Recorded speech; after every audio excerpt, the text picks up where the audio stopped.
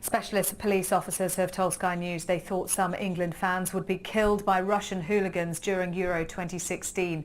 The officers said one gang used military tactics during their attacks on the tournament's opening weekend. Our sport correspondent Paul Kelso has this exclusive report, a warning it includes footage of the violent clashes between supporters.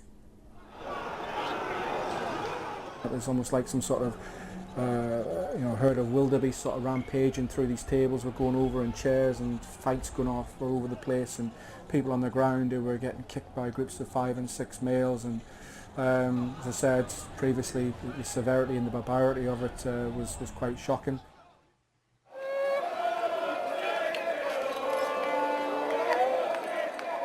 When England met Russia in Marseille, a football match became a pitched battle as a mix of thousands of English supporters, French police and a rampaging gang of Russian hooligans brought chaos to the start of Euro 2016.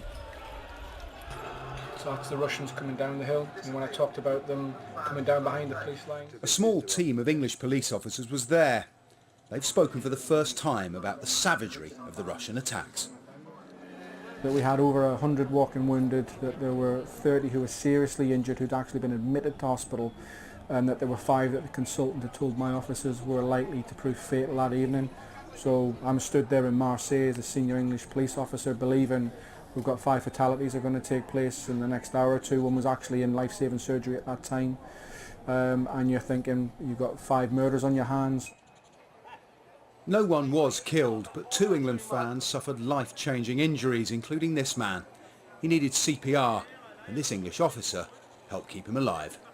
Well, I've been policing football for approaching 25 years, having done 700-800 games. I will think I've never seen the levels of violence anywhere, never mind the football match that we witnessed that day. I mean, one particular story is the first wave of Russians went through. One England fan was knocked to the floor and was told by the surgeon that he'd had his Achilles tendons cut. I can only presume that that was done to stop him getting up so the second wave could attack him. Really. People were coming up to us and saying, "Why are you letting this happen? This wouldn't happen in England." So it was almost a backhanded compliment on how we police football in England. But they were very, very scared, as we were. There were around 40,000 England fans in Marseille, and the majority were blameless. But police are working to identify more than 100 who were involved in disorder and ban them from travelling to the next World Cup, which will be staged in Russia. The police and the Foreign Office have already begun planning how to ensure that those England fans who do travel are safe. We will not give advice to the fans that I'm not happy to stand behind. So if as we go forward we identify risks, we will tell the supporters so they can make informed decisions. And we're going to have to be satisfied that those people who engage in serious violence in Marseille are going to be well managed going forward. For police and fans, Russia 2018 may be an even greater challenge in Marseille. Paul Kelso, Sky News.